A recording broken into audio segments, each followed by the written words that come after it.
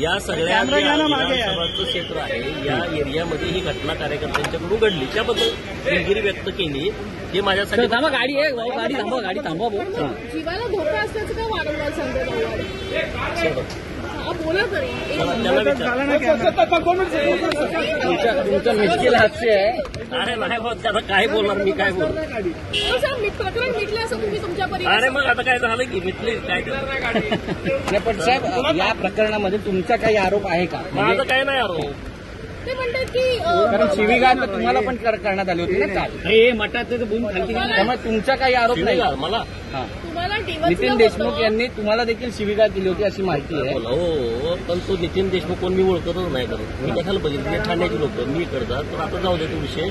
मी माझ्या पद्धतीनं तुमच्या मीडियाच्या समोर पण या विधानसभेच्या प्रांगणामध्ये जी घटना घडली त्याच्याबद्दलची भूमिका मांडलेली आहे.